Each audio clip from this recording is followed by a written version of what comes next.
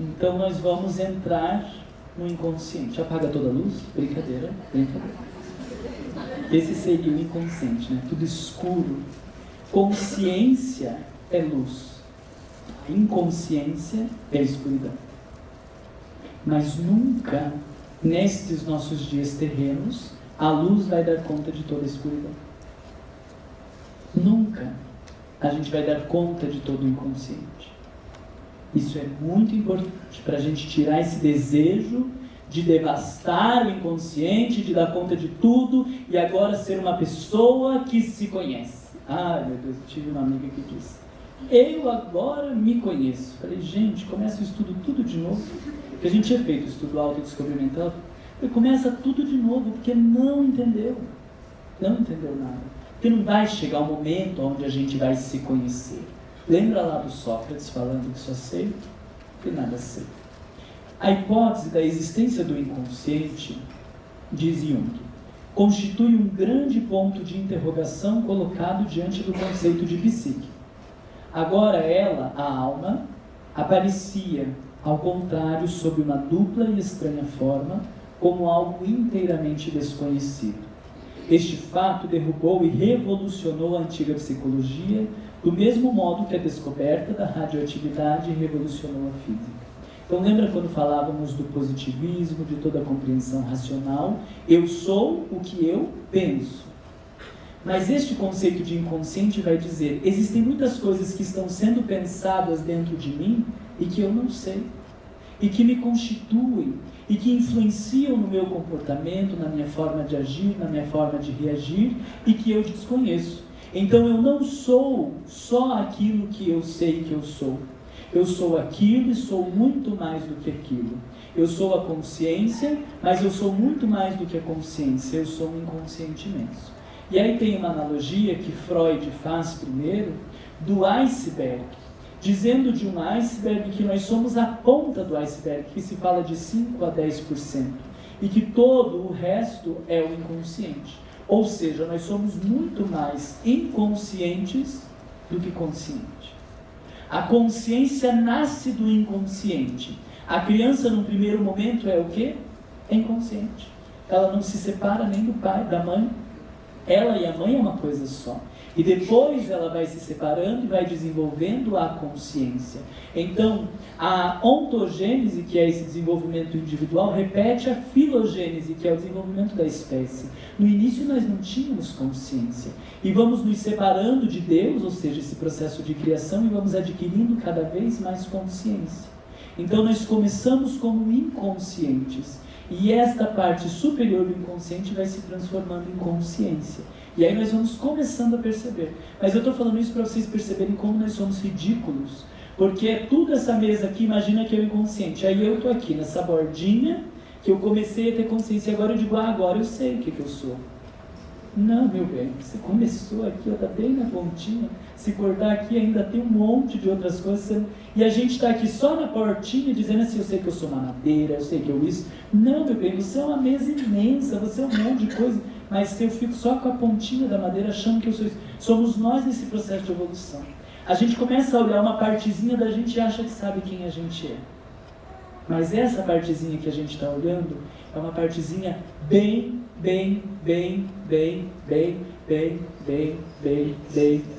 e mais um monte de bem que a gente não vai ter tempo, pequeno.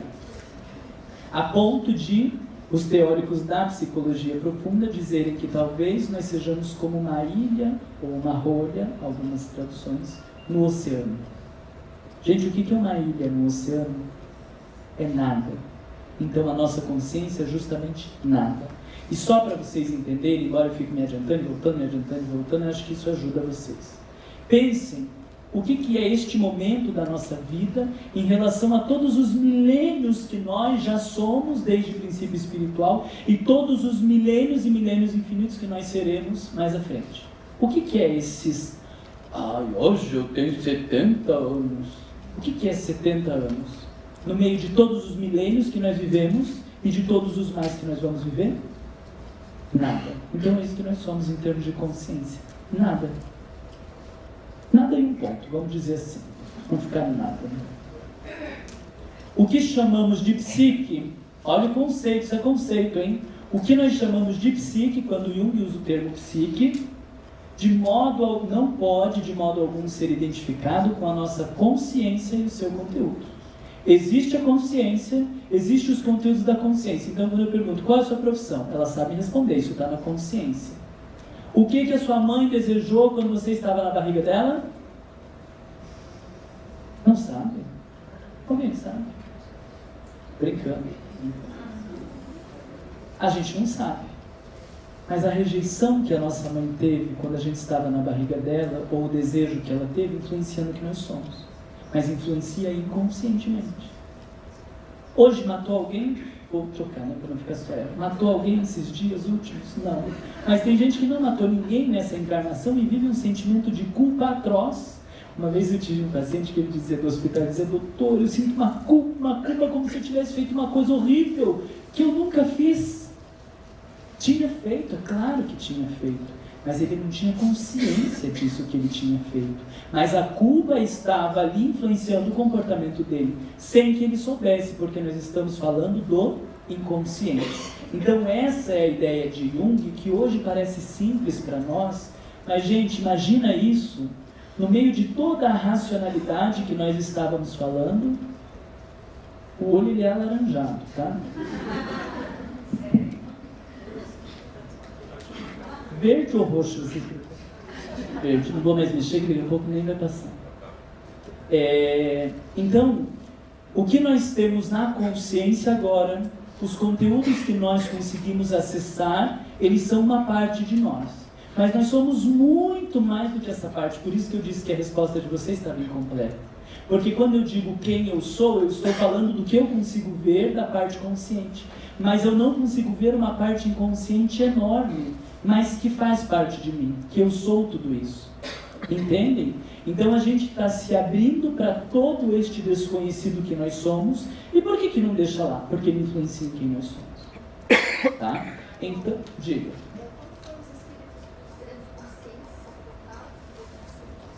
Não sei porque eu não cheguei, né? Ela pergunta assim, quando for espírito puro, vai ter consciência? Eu digo, não sei. Eu acho que deve ter, né?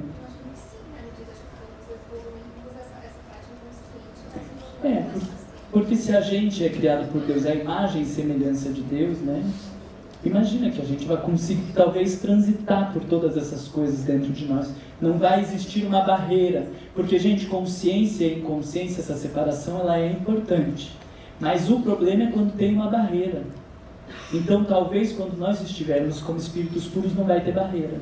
A gente consegue transitar por todas essas coisas. Mas eu preciso ter na mente agora, imagina se você está pensando na migalha de pão, que só se você tiver toque, mas se você não tiver. E você está pensando na migalha de pão que caiu ontem, quando você estava tomando café, e que você não limpou. Cai a migalha, deixa a migalha lá, porque a gente tem coisa mais importante para pensar, e a consciência não está atenta a tudo. Imagina se a consciência estivesse atenta o tempo inteiro a toda a musculatura que está se movimentando para que eu pudesse aqui, mas tem que mexer, tem que mexer, tem que... Não existiria ser humano saudável, eu imagino. Então a gente separa um monte de coisas, a gente não tem consciência do que está acontecendo no nosso organismo, do que está acontecendo com um monte de coisas. Talvez tenha gente olhando de cara amarrada, talvez tenha gente rindo da minha cara, mas a gente nem presta atenção nessas coisas. Porque faz uma separação, porque a gente tem um foco, então precisa desse foco. E esse foco se chama consciência. Talvez com espíritos puros a gente não tenha um rompimento entre consciente e inconsciente. Aí rompimento sim, talvez. Isso eu posso te garantir, que não vai ter rompimento. A psique, ela é o maior de todos os prodígios cósmicos e a condição sine qua non do mundo enquanto objeto. É sumamente estranho que o homem ocidental, quem que é o homem ocidental? Faz assim com o dedinho, não para mim, cada um para si, né? Que o homem ocidental não dê muita importância a esse fato, sufocado pela multidão dos objetos externos conhecidos. O sujeito de todo conhecimento eclipsou-se temporariamente até a aparente inexistência, porque nós nos preocupamos muito mais com o vocabulário, nós nos preocupamos muito mais com a roupa, nós nos preocupamos muito mais com o externo e vamos eclipsando esse mundo interno. Então, de repente, não importa mais aquilo que eu estou sentindo, importa que vai ser bonito. lá para fora. E se eu estiver triste, eu não posso demonstrar que eu estou triste. Eu ponho um sorriso na cara, porque não importa o mundo interno, importa o que as pessoas querem ver. E aí nós vamos eclipsando, nós vamos esquecendo, nós vamos anulando esse mundo interno cada vez mais. É fácil de entender assim, não é?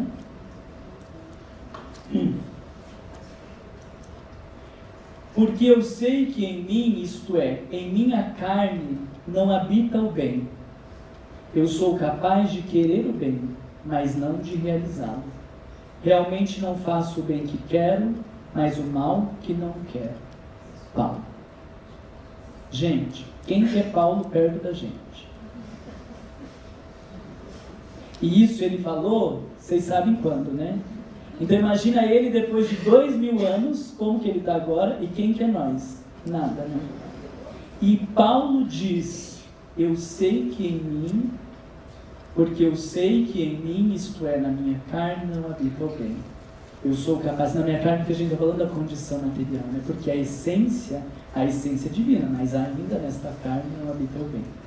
Eu sou capaz de querer o bem, mas não de realizá-lo. Eu trouxe Paulo para vocês pensarem assim, no mínimo, do seu egocentrismo, vai dizer, bom, mas se Paulo, que é Paulo, diz que ele não consegue realizar o bem que ele quer, ele realiza o mal que ele não quer, eu, mesmo que ainda não tenha consciência, vou me limitar a ficar quieto pelo menos. Porque pode ter gente, né, na sua arrogância, que diz, não, eu fui o pai de Paulo, eu fui não sei quem, não sei. Tá bom, esse já não tem mais tratamento. É só lá, ó, descendo para os primitivos agora. Entendem? Eu acho que essa frase é muito importante, porque Paulo é uma figura de grandiosidade tamanha, que faz um percurso de desenvolvimento psíquico sem fim no contato com o divino dentro dele, através da experiência com Jesus, que consegue fazer um processo de transcendência que nenhum de nós aqui realizou, porque se tivesse realizado não estava aqui.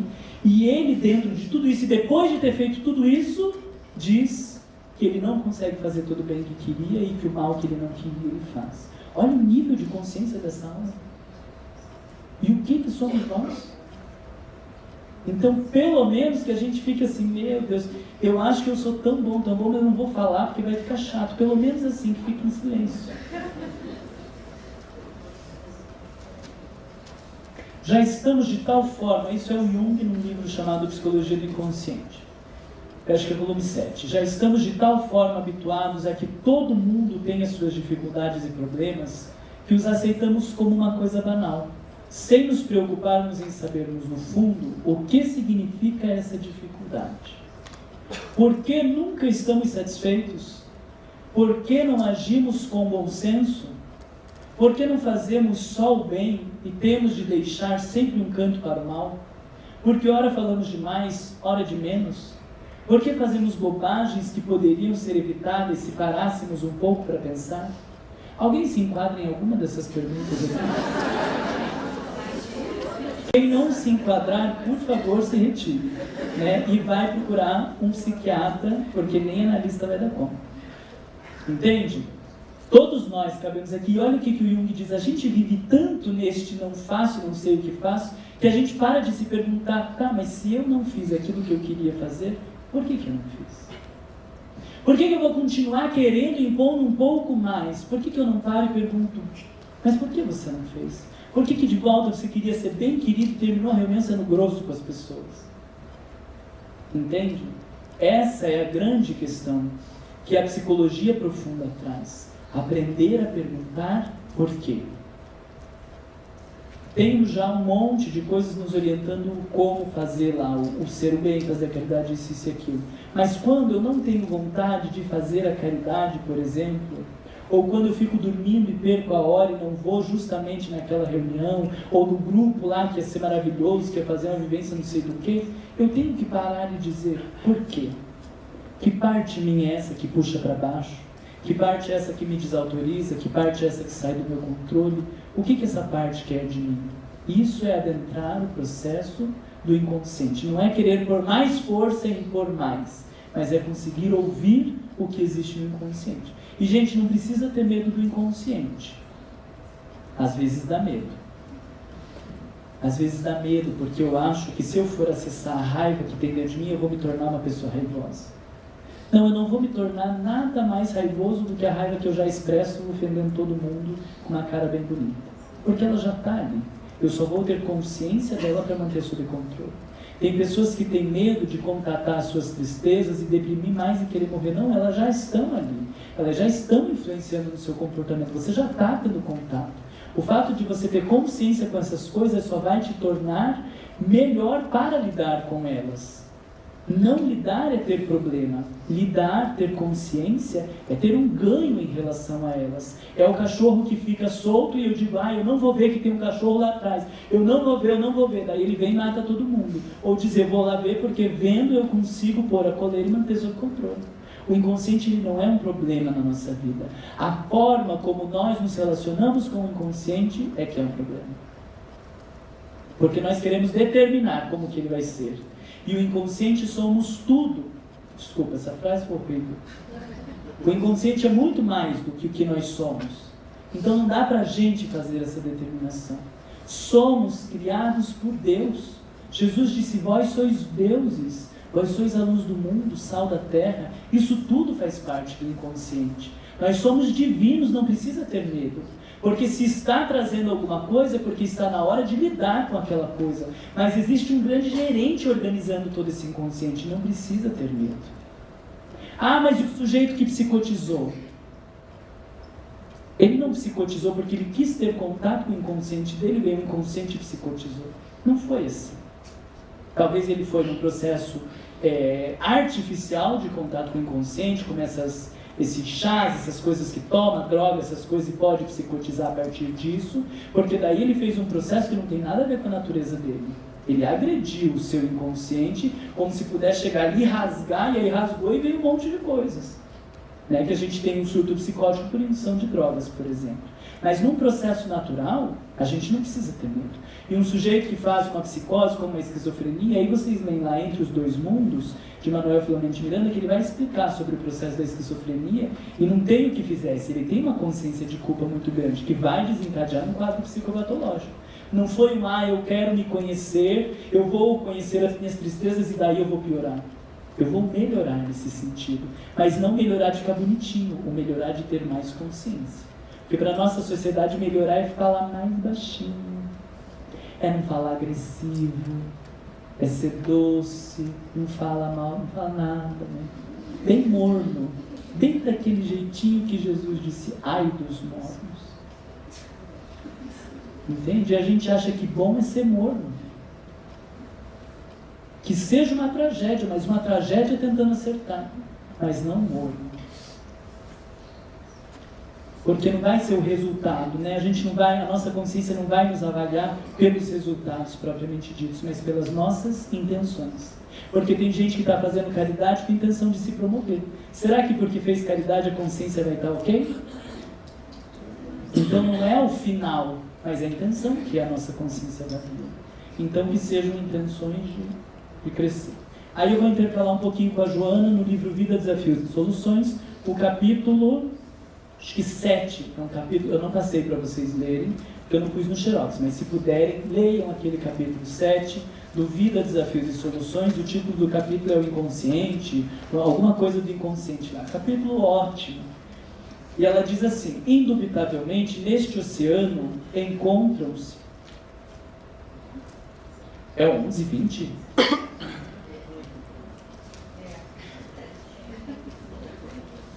Eu achei que era 10h20. Então acabou, gente. É só mais 10 minutinhos, já vamos terminar por aqui, porque um horror hoje.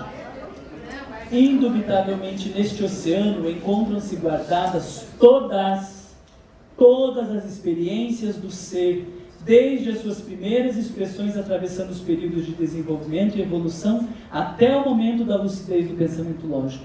Tudo o que nós vivemos, nós fomos arquivando. Então imagina o tamanho desse inconsciente.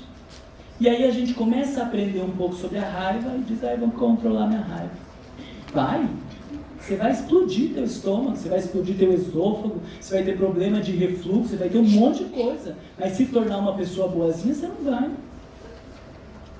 Você vai morrer de coceira no corpo, vai embolotar, vai fazer um monte de coisa. Mas não vai. Não vai conseguir, entende? Porque nós temos um arquivo milenar. A A agressividade, por exemplo, ela é algo que faz parte dos nossos primeiros dias. E aí agora, porque eu estudei o Espiritismo, eu acho que eu vou me tornar uma pessoa doce. Pela entonação que eu falo, explode para dentro. É diferente de eu ter consciência da minha agressividade e mantê-la sob controle. Porque na hora que vem a vontade de esganar a pessoa, eu digo, Marlon, que vontade de esganar é essa? Recua, respira e vamos manter sob controle. Mas eu preciso lembrar que eu tenho raiva dela para manter sob controle. Porque senão, na outra reunião, eu esqueço de convidar ela. Ah, esqueci. Nossa, é justo ela, não era tão importante, eu esqueci de convidar, né? E aí eu prejudico de diferentes formas. Diz aquele negócio que você tinha falado lá pra mim, que eu sei que é tudo errado, mas eu não tenho consciência, só para expor ela na frente de todo mundo.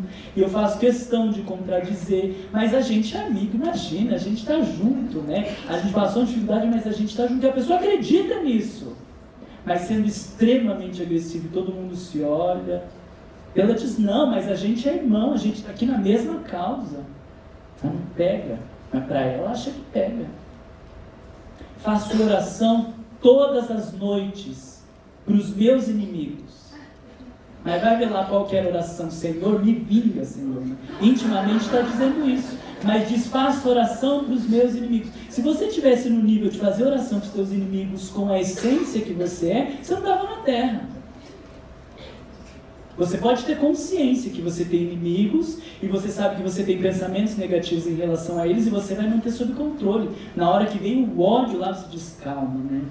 Não precisa de ódio, está todo mundo no mesmo caminho, vamos tentar manter a coisa sob controle, né? Vou encontrar ela sempre com grandes públicos para a gente ter muito contato e vou manter sob controle. Porque na hora que eu disse, não, eu já perdoei, foi do inconsciente. E aí vem com uma frase bem bonita, Deus é que faça justiça. Eu agora, juro, eu entreguei nas mãos de Deus, porque é Ele que vai me vingar, entende?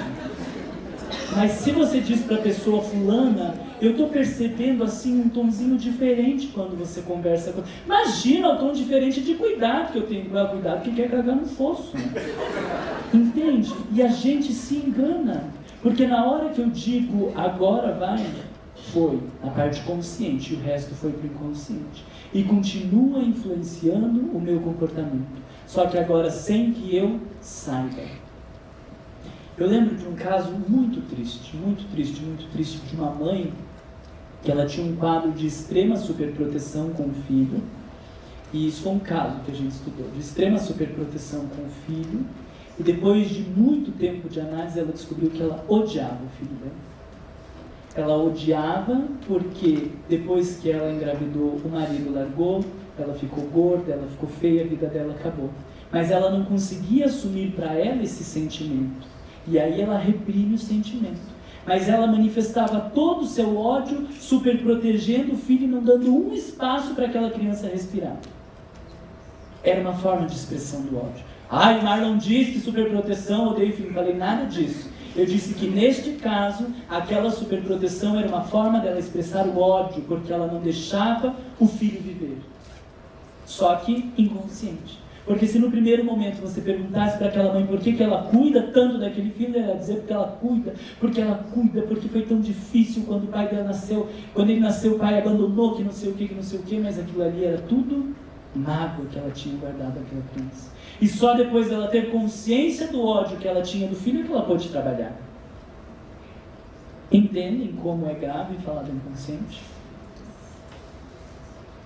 E aí, ó, isso que eu queria trazer para vocês, que quando a gente lê inconsciente, a gente está falando de muitas coisas ao mesmo tempo. Por exemplo, quando uma coisa escapa à nossa consciência, essa coisa não deixou de existir do mesmo modo que um automóvel que desaparece na esquina não se desfaz no ar. Apenas o perdemos de vista, assim como perdemos mais tarde, ver novamente como podemos ver o carro, também reencontramos pensamentos temporariamente perdidos. Isso aqui a gente está falando de uma dimensão inconsciente simples. Parte do inconsciente consiste, portanto, numa profusão de pensamentos, de imagens, de impressões provisoriamente ocultos e que desaparecem por ter sido perdidos. Eu acho que eu errei alguma parte ali. Continuam apesar de terem sido perdidos, continuam a influenciar nossa mente consciente. Então são coisas, por exemplo, ela está me olhando torto e aí eu esqueço, porque nem passou pela consciência.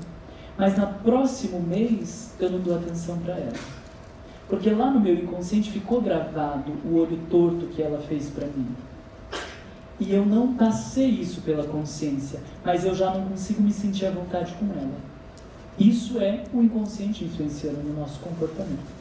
Tem alguns casos no Homem e Seus Símbolos, meu Deus, eu consegui lavar tudo. Tem alguns casos no Homem e Seus Símbolos, por exemplo, lá na página 37, o Jung ele vai falar de um exemplo que considera particularmente significativo, foi dado por um professor que havia passeado num campo com seus alunos, absorvido em uma série de conversas. De repente, verificou que em seus pensamentos estavam interrompidos por uma série inesperada de lembranças da sua infância, sem conseguir justificar tal distração. Nada do que até então estivera discutindo tinha qualquer ligação com aquelas lembranças da infância que ele teve.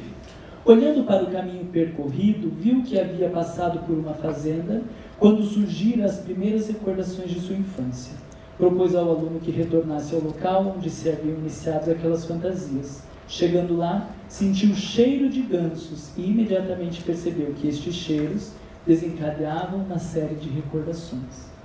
Então ele estava andando, sentiu um cheiro que acessou o conteúdo que estava no seu inconsciente, aquelas memórias, e elas começaram a vir à tona. Essas memórias, elas estavam lá, porque não tem como o dia inteiro ficar pensando em tudo que aconteceu na infância. Elas ficam lá guardadas. Em algum momento, em alguma situação, elas afloram. Então, muito do que a gente fala de simpatia e antipatia pode ser explicado por aí. O Marlon disse que não existe simpatia de espíritos afins, sei o quê. Não foi isso que o Marlon disse. Mas existem um monte de situações de simpatias e antipatias que não tem nada a ver com encarnação passada. Ela tem a ver com pessoas que nos lembram, pessoas que nós brigamos, perfumes de pessoas que nós odiamos, bem do marido que traiu e aí ela odeia aquele homem ali, sabe? De memórias que ficam todas guardadas e que influenciam. De repente a gente não gosta de fulano, mas se a gente conseguisse fazer uma avaliação profunda, a gente ia lembrar que ela usa a voz que a minha mãe usava quando ela gritava comigo. E aí acessa uma memória guardada lá dentro de tristeza, de dor e que influencia no meu comportamento. Isso é o inconsciente. Então nós somos muito mais influenciados pelo inconsciente do que nós imaginamos. Tem gente que acha que gosta de roupa clara porque é evoluído. Mentira, levou uma surra horrível do pai. No dia que ele chegou com o sobretudo preto e espancou aquela criança, ela guarda aquela imagem e tem um pavor de sobretudo preto. E não é porque ela é evoluída que ela não gosta de preto, ela gosta de claro. Esses dias eu ouvi uma pessoa falando isso. Não é por causa disso. É porque ela tem uma memória muito significativa de uma experiência muito dolorosa que ela viveu. Entendem? Então nós somos muito mais influenciados pelo nosso inconsciente do que nós imaginamos. Tem um outro caso aqui na página 39 que ele diz assim: uma jovem, por exemplo, pode estar trabalhando no seu escritório, aparentemente gozando de boa saúde e bom humor. Momentos depois pode estar com uma dor de cabeça terrível. O que é? Para o espírita? Obsessão. E revelar outros sinais de angústia. Sem que o percebesse conscientemente, ouvira a sirene distante de um navio, recordando-se inconscientemente da triste despedida de um homem de quem teve que esquecer. E aí vem a angústia. Entendem? Então não existe obsessão. Foi isso que Marlon disse. Não. Mas nós não podemos, a qualquer sinal e qualquer sintoma, dizer que isso é uma influência espiritual. Porque existe todo um complexo de comportamentos para dizer que é influência espiritual. Dor de cabeça inesperada não quer dizer influência espiritual. Lembra lá do biológico, pode ser um problema de estômago, pode ser a tensão que a pessoa faz com a mandíbula, pode ser um monte de coisas. E pode também ser uma lembrança do inconsciente que estava lá arquivada. Poderia ser um processo obsessivo? Poderia. Porque na hora ela sentiu uma raiva que bateu o pé, e aí nesse baixou a frequência e conseguiu a conexão com o obsessor. Pode ser todas essas coisas. Por isso que não dá para fazer diagnóstico de ninguém. A gente olha para as pessoas e a hora que começa a vir, isso deve ser, cala a boca, Marlon.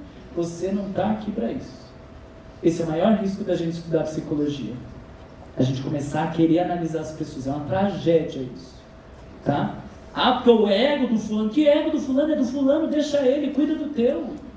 Entende? Não use deste conhecimento para fazer a avaliação das pessoas. Ah, o fulano foi lá e fez oração e que Deus nos conduz em paz. Ah, queria ir embora. O Marlon falou que quando faz a oração de início, que diz que queria ir embora, não quer ficar. Ah, eu sabia. Não faça isso.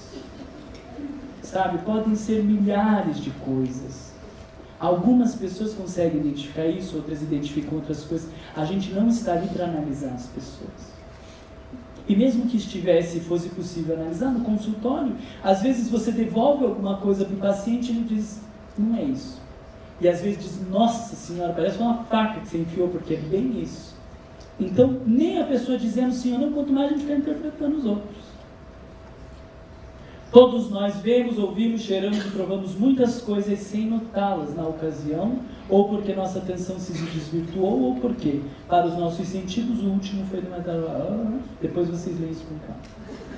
É muito difícil dissociar o inconsciente das diferentes manifestações humanas, olha o que Joana diz, porquanto ele está a ditar de forma poderosa as realizações que constituem os impulsos e atavismos existenciais.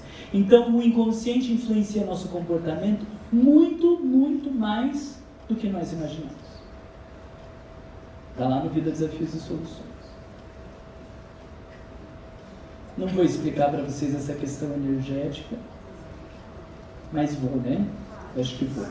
Então, o que acontece? A gente vai discutir a lógica da memória. Por que tem coisas que nós trazemos na memória com facilidade e coisas que não? Porque existe energia naquele material. Você pode ter passado por uma experiência infantil muito, muito, muito dolorosa e não esquecer nunca. Porque aquilo ali está impregnado de energia. Ou você pode não esquecer nunca da tua primeiro ano acho que não. Mas o teu terceiro ano é festinha de terceiro ano, que foi a coisa mais feliz que aconteceu na tua vida.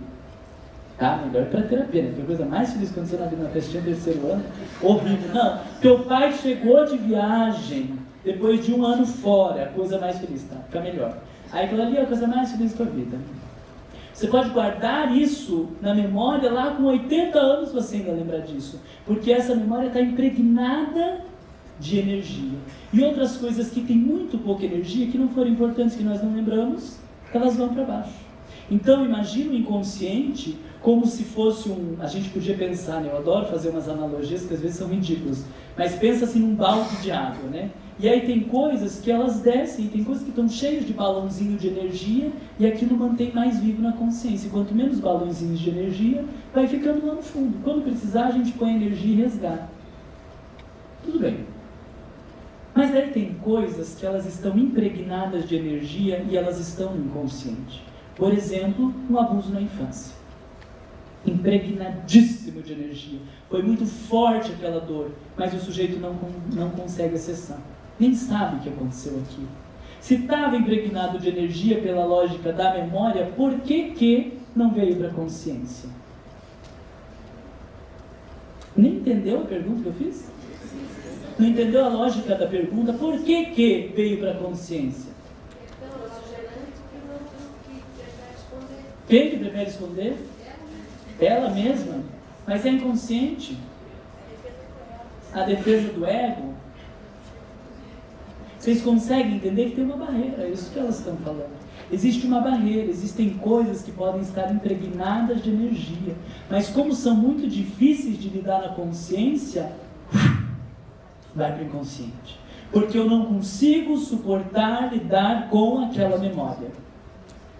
E aí adianta você chegar dizendo, vou pegar uma pessoa que diz, você foi abusada, foi sim, não foi sim, foi sim. Adianta, a pessoa te mata, ela nega, ela esquece tudo, porque ela não tem condição de lidar com aquele conteúdo.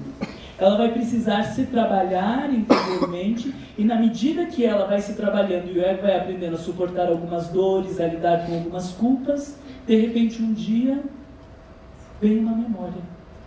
Outro dia está fazendo uma oração e vem uma memória. Outro dia está fazendo oração e vem uma memória. Não só oração, né? Outro dia vê uma cena de abuso no jornal E aí vem uma memória e ela vê que o padrasto dela abusou ela. Primeiro, o ego foi criando condições para que este conteúdo aparecesse. Porque quando não tem condições de lidar, vai para o inconsciente. Por isso que ninguém consegue ajudar a pessoa a lembrar falando, informando, dizendo, não, você é orgulhoso sim, porque a dimensão do orgulho para ele está no inconsciente. Ele não consegue suportar que seja uma pessoa orgulhosa, porque acha que se for orgulhoso, ninguém vai amar, ninguém vai querer estar do lado dele. Então ele reprime essa concepção a respeito dele mesmo. E não adianta você dizer que é. Ele precisa ir aprendendo que mesmo as pessoas orgulhosas podem ser amadas. Ele precisa ir descobrindo que as pessoas o amam do jeito que ele é. E de repente ele para um dia e diz, meu Deus do céu, será que eu sou orgulhoso mesmo? Depois dessa palestra eu acho que eu sou. Porque existe um tempo para que a consciência consiga assimilar essas informações. E não somos nós que fazemos esse tempo para as pessoas. Nós temos que fazer esse tempo para nós mesmos. Então assim, a gente vai diferenciar um esquecimento normal, que são as coisas que nós vamos vivendo, que elas vão indo para o inconsciente, porque elas são um esquecimento normal, de um esquecimento de lembranças desagradáveis. O esquecimento normal, como a gente chama? É normal, então chama de esquecimento. Agora, o esquecimento de lembranças desagradáveis, a gente chama de... Não leram o texto? Recalque. Recalque.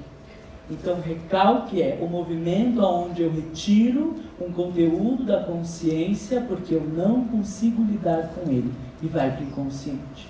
E só no momento que eu for desenvolvendo-me moralmente, eu vou conseguindo assimilar esses conteúdos. E aí, por vezes, a natureza se encarrega disso. Então, a gente estava discutindo ali, né? Numa meditação, eu estou fazendo uma meditação e de repente vem um conteúdo na nossa cabeça. Uma vez eu tinha passado por uma discussão e eu achei que eu estava ótimo na discussão. E aí sentei para meditar, em 5 minutos que eu estava meditando, me veio a cena como se eu estivesse olhando eu ali discutindo. E eu vi que não tinha nada de ótimo, que eu estava sendo grosseiro.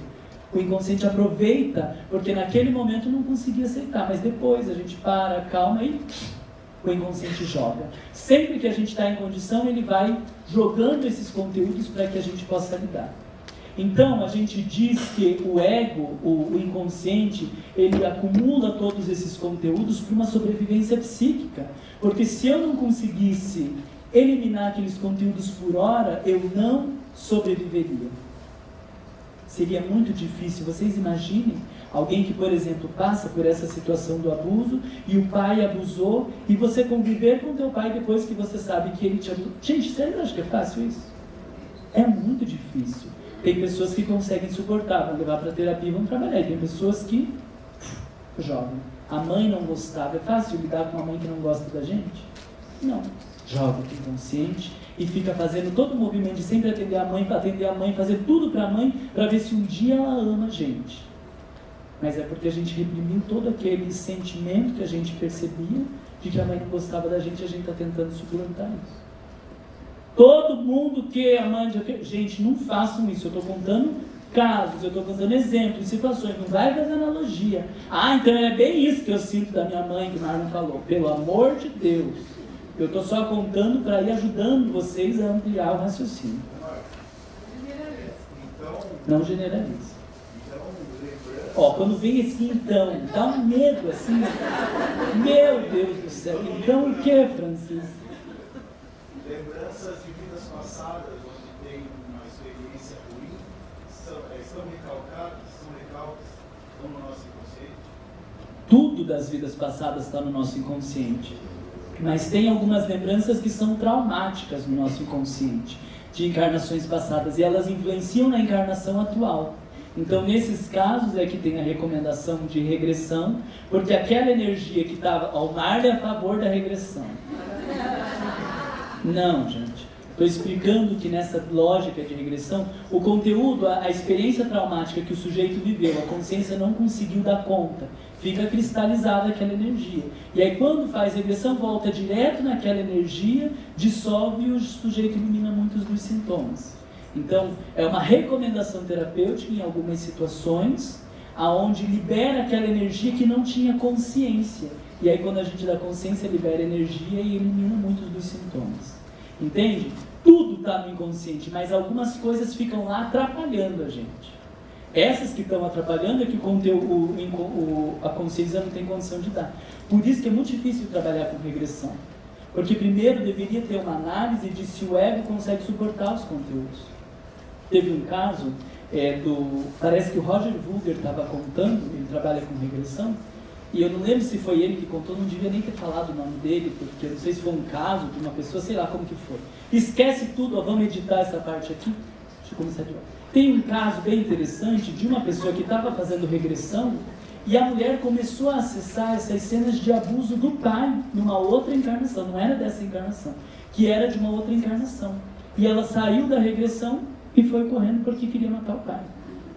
Você sabe se o sujeito tem condição de lidar com aquele conteúdo? Você está convivendo com o teu pai e descobrir que ele te abusou, você sentiu tudo, aquele nojo, aquele ódio daquela pessoa que você continua convivendo?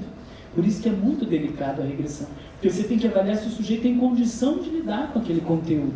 Senão você acaba de uma maneira artificial adentrando o inconsciente e tem problemas. Entende? Então é muito delicado. Isso se aplica também em desencarnados.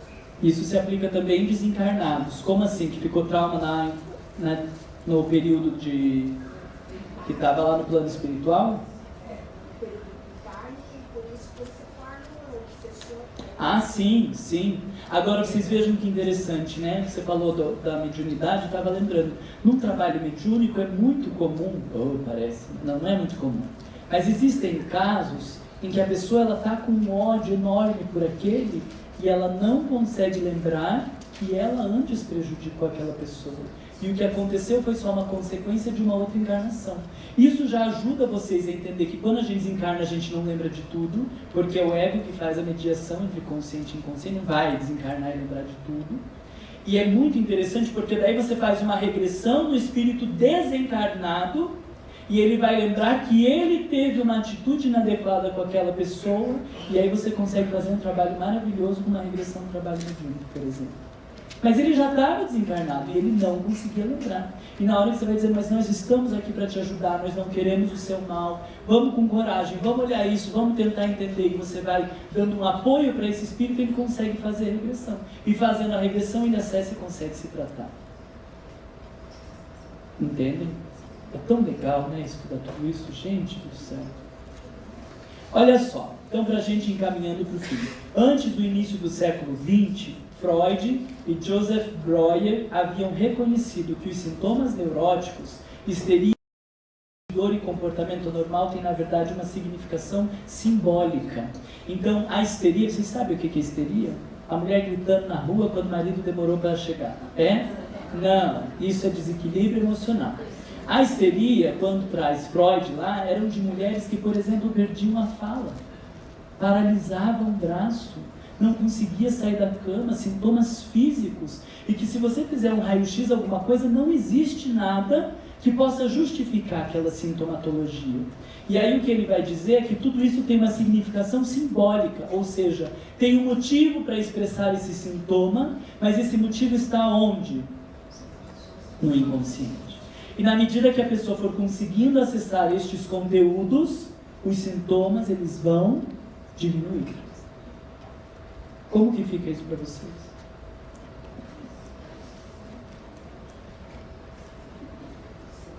Eu acho que eu vou mostrar para vocês um caso. Caso forte, hein? Estão preparados? Vamos lá. Ele já está contando aqui o caso, deixa eu simplificar para vocês. Antes de seu casamento, ela estava em depressão, uma depressão gravíssima. Antes de seu casamento, essa mulher conhecera um homem, filho de um grande industrial, partido que todas as jovens nos arredores cobiçavam. Como era muito bonita, acreditou poder agradá-lo e ser escolhida. Mas aparentemente ele não se interessou por ela, que acabou se casando com outro. 5 anos mais tarde, um velho amigo visitou-a, evocaram lembranças comuns, e a certa altura ele disse: quando você casou para ela, né? Foi um choque para alguém, para X. Quem que é X? Justamente aquele homem. O filho do grande industrial. Foi instantâneo. A depressão começou e ao fim de algumas semanas deu-se a catástrofe. Certo dia, estava dando banho em seus filhos. Primeiro a filhinha de 4 anos, depois seu filho de 2 anos. No país em que vivia, a distribuição da água, do ponto de vista da higiene, não era impecável. Havia água pura de fonte para beber, mas para o banho e para lavar as coisas só havia água contaminada do rio. Enquanto banhava a filhinha, viu que a menina chupava a esponja, mas não a impediu de fazê-lo. Quanto ao menino, fê-lo beber propositadamente um copo de água não purificado. Naturalmente, fez isso inconscientemente, ou simplesmente num estado de semiconsciência. Ela já se achava no obscurecimento da depressão incipiente. Pouco depois, passado o período de incubação, a menina teve tifo e morreu. Era sua predileta. O menino escapou ileso. A depressão que já atingira tornou-se aguda e a mulher foi levada ao asilo. O asilo é porque naquele tempo joga lá e fica, né? Que era o que hoje se combate quando fala da reforma psiquiátrica. Não se combate o hospital no retiro como trabalho, se combate o hospital. Me revolta às vezes as pessoas falando de reforma psiquiátrica sem entender. Através da experiência de associação, que daí é um teste qualquer que eu posso falar para vocês, através da experiência de associação, descobri que era uma criminosa, porque ela tinha matado a filha, né? E aprendi também muitos detalhes do seu segredo. Pareceu-me claro que era este o motivo de sua depressão. Tratava-se essencialmente de uma perturbação psicogênica, ou seja, que tem nascente na dimensão psicológica. Do ponto de vista terapêutico, seu tratamento até então consistia na administração de remédios que lhe debelavam a insônia, além disso vigiavam-na supondo que poderia suicidar-se. De resto, nada mais se tentara, pois sua saúde física era boa. Eu estava diante de um problema, diz Jung. Devia ou não falar abertamente para ela? Devia tentar essa grande operação? Para mim, isso era um problema de consciência bastante difícil, uma colisão de deveres sem igual. Teria que resolver o conflito sozinho, sem consultar os meus colegas, certamente me diriam, pelo amor de Deus, não diga tais coisas a essa mulher, ela ficará ainda mais louca. Eu julgava, entretanto, que o efeito poderia ser inverso, não há verdade unívoca em psicologia. Decidi arriscar uma terapia, se bem que seu desfecho fosse bastante incerto. Contei à doente tudo o que descobri através da experiência de associação.